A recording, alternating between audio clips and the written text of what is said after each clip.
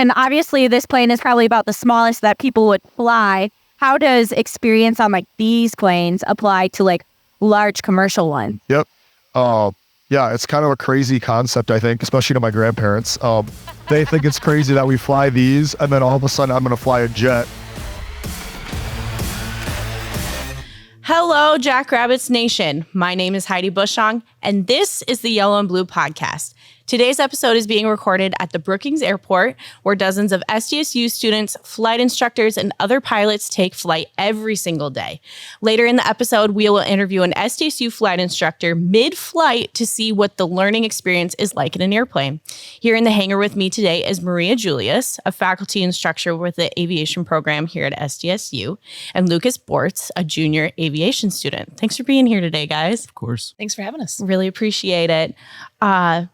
So I kind of want to start out asking you guys some questions, and I'm going to look to Maria first to talk a little bit about the aviation program. Our program has grown so much in recent history. Approximately how many students are enrolled in the program currently? So we currently have about 200 students enrolled in the program. And in the past few years, we have doubled, almost tripled in size. That's crazy. Like, how do you maintain growth like that? With safety in mind. Very carefully. We've added airplanes. We've added a new hangar just in the last couple of years. And the Brookings community and SDSU have been great supporters of our program and the growth. Absolutely. Lucas, you would have been one of those students, kind of coming in here in the last few years. Why did you decide to come to SDSU? It's a great question. So during my junior year, I went to a small high school, so everybody asked each other, what do you want to do in the future? Well, so there's an old flight instructor here, Callie Derricks. She has a younger sister. Went to high school with her, and she's like, "Hey, I heard you want to go to or pursue aviation." And my sister, she flight instructs here at South Dakota State, and so next thing I knew, I was in a car driving out to South Dakota State, and she gave me a private tour of the facility and the airport. It was a pretty fun experience. And that's why I came out to South Dakota State. I got to experience life out here for a day. So absolutely. So she knew you wanted to pursue aviation. Why did you decide you want to become a pilot? That's a great question as well. I would say there was an inspiration when I was younger. My grandpa, he flew in the Vietnam War. Oh, yeah. So he flew P-3s, and I would always see like the models sitting around his house. So that inspired me a little bit. And then there's inspiration along the way too, growing up. I'd say sophomore year, I was talking to my uncle about what I wanted to do.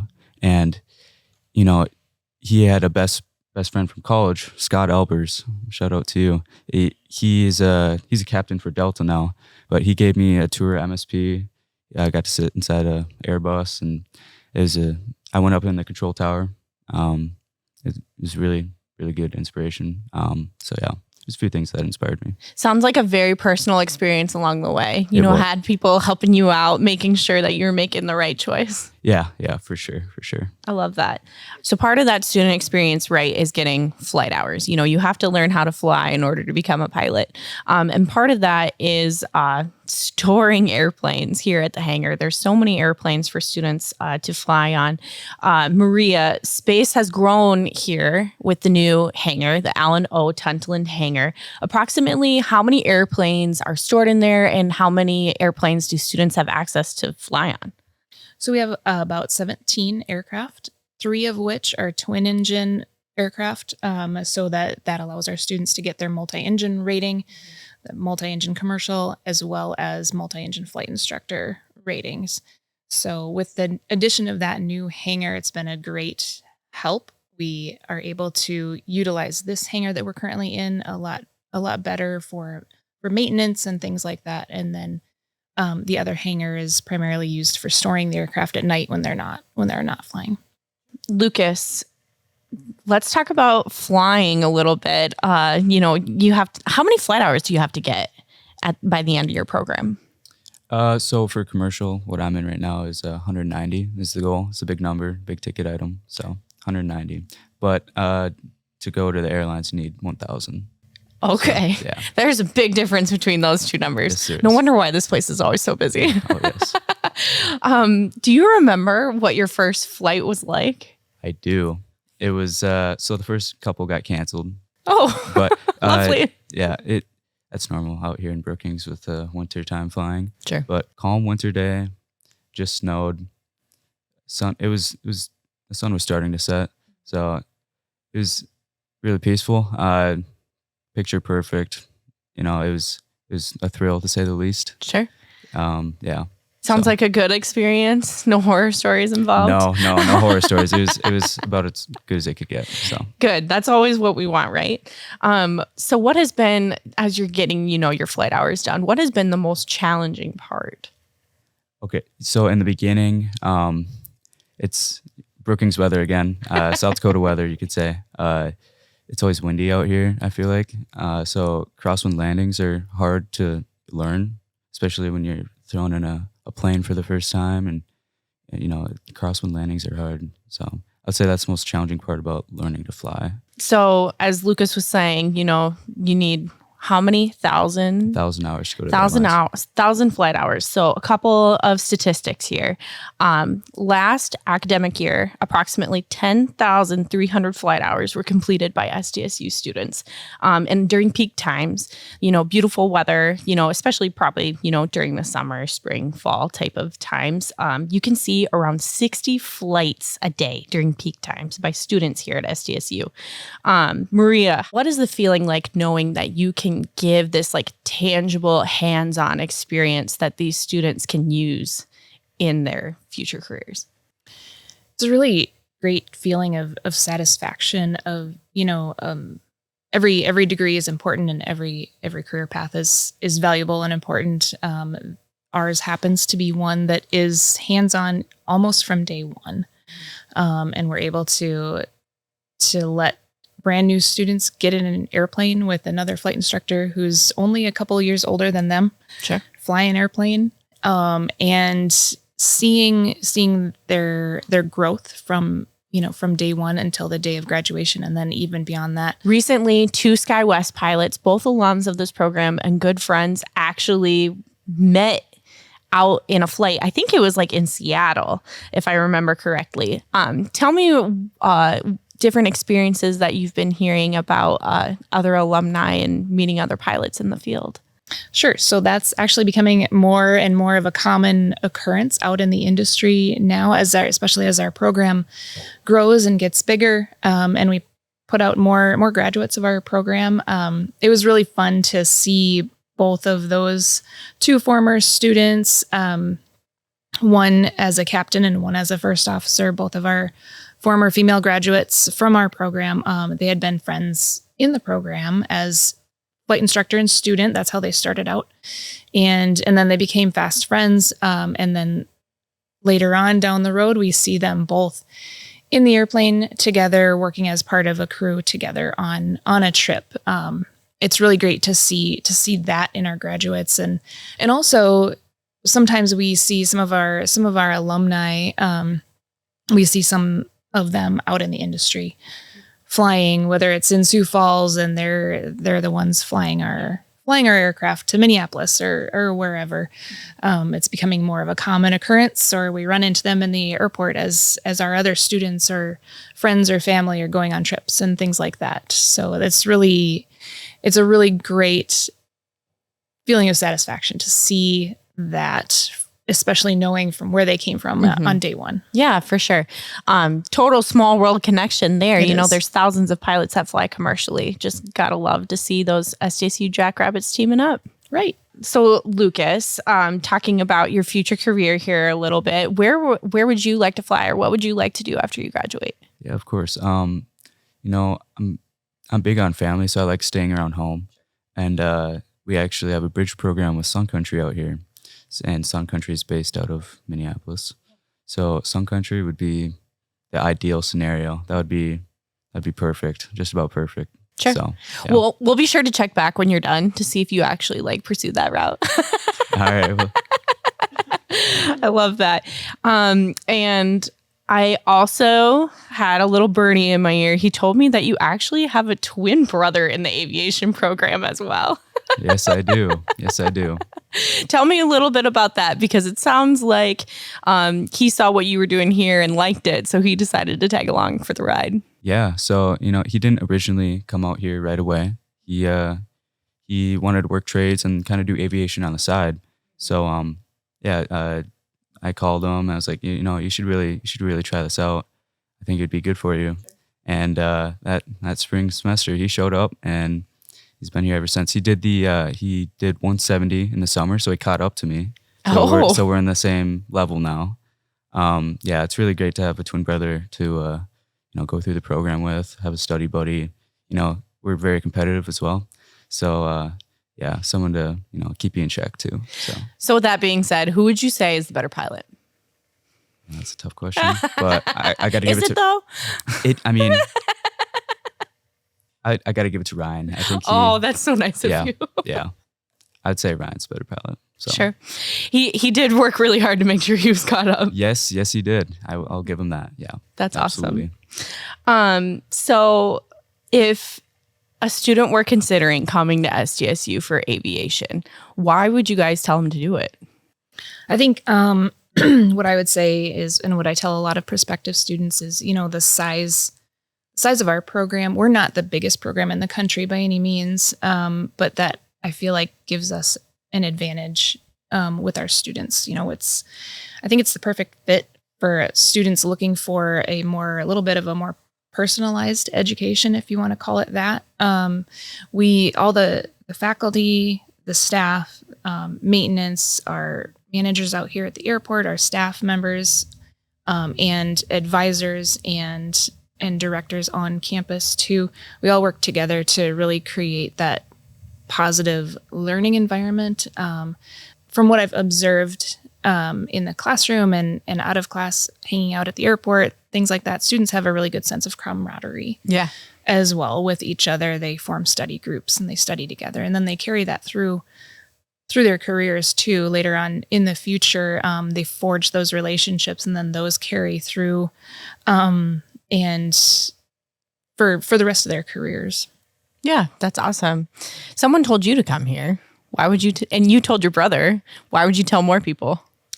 I agree with Maria. You get to know people on a more personal level here, and that's what I was told, and that's why I came here. I was like, Callie, she's like, well, you get to know your flight instructor on a more personal level. You get to, build a bond with them, so to speak. So, yeah, I agree 100% with what Maria is saying, and yeah, that's why I would come out here. You're not just a face. You're not just a number. People actually get to know you. Exactly. Yeah. Awesome. Thank you both for being here today. Next, we are going to take flight with 2 SDSU flight instructors and see what it's like to fly in the very planes that students get to get their flight hours on. The Yellow and Blue podcast continues in the air. We have 2 SDSU flight instructors, Hayden Brewers, who is flying the plane, and Karsen Welbig, who is in the front seat answering questions. Thank you guys so much for taking us on a flight today. We're going to talk a little bit about what it's like to teach SDSU aviation students and fly these planes. Thanks for being here today. Yeah, thanks for having me on here. It's going to be a fun day. So, Karsen, what would you say is your favorite part about being a flight instructor?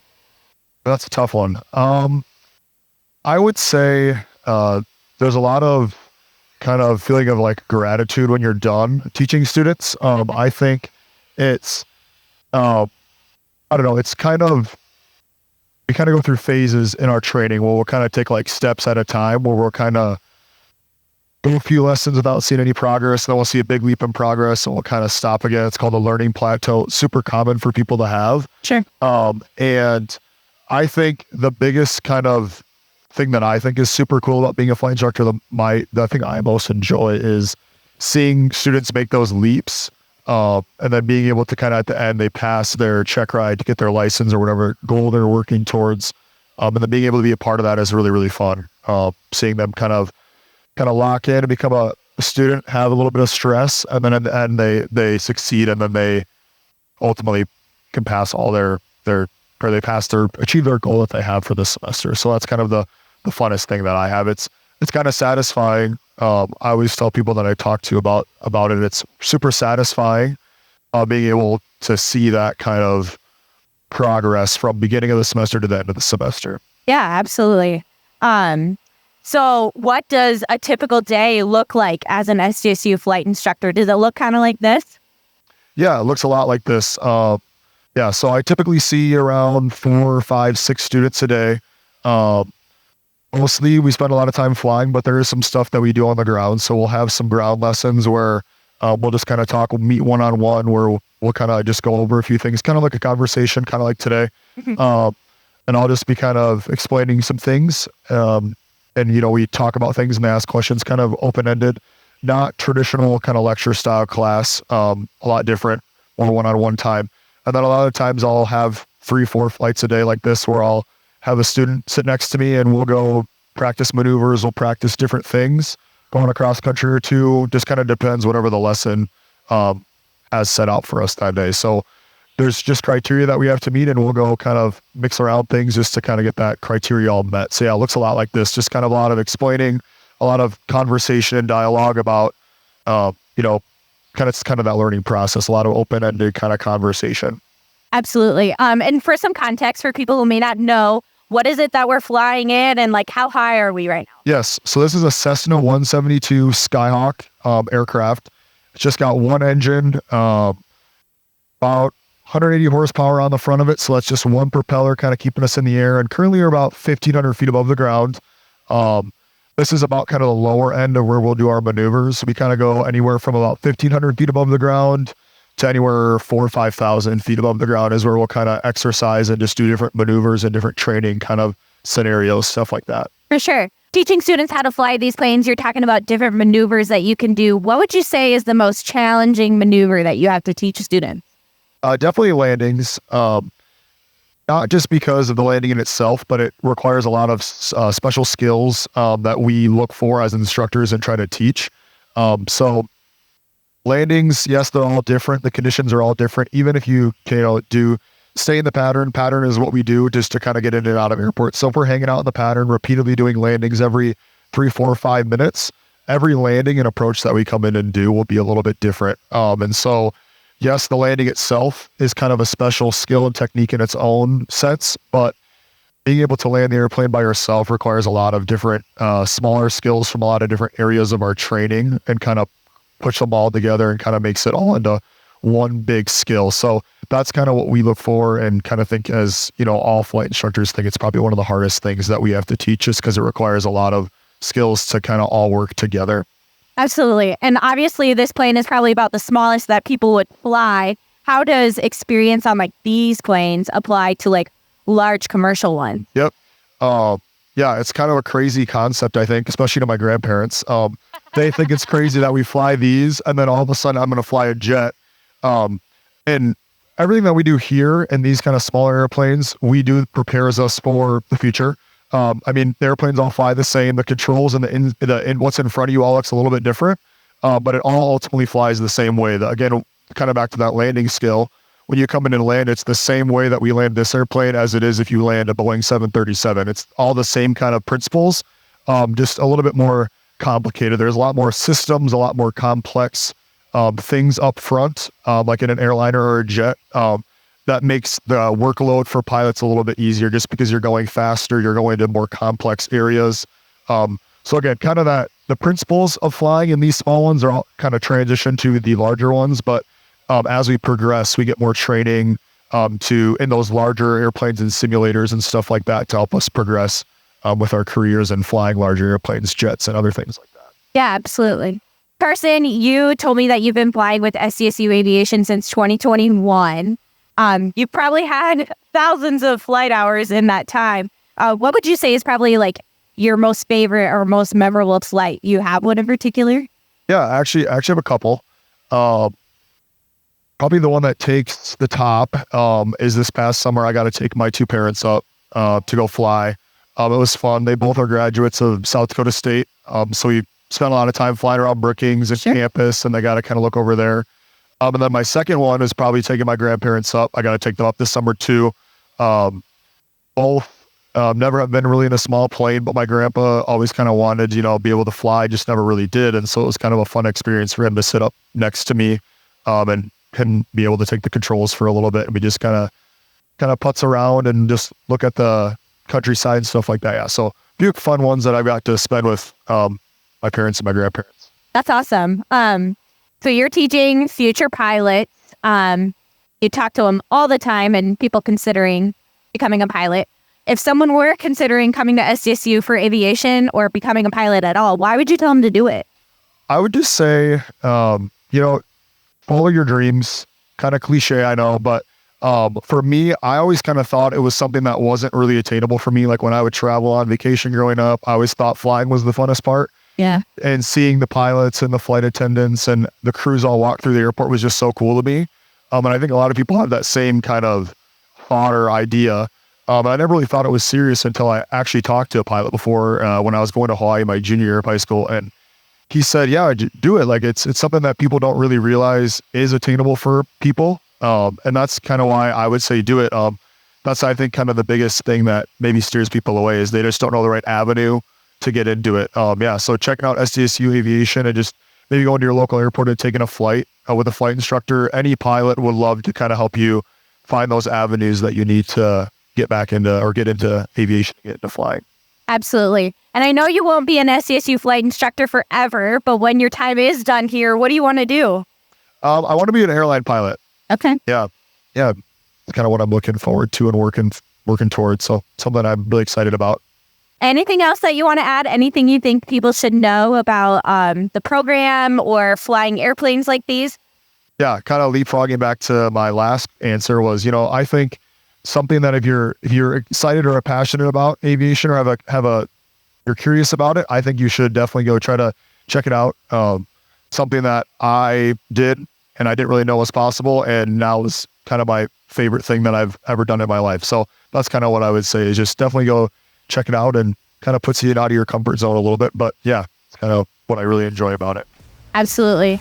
Thanks so much, Hayden and Karsen, for taking us up in the air. We're going to go take a loop around campus. So thanks for watching, everybody.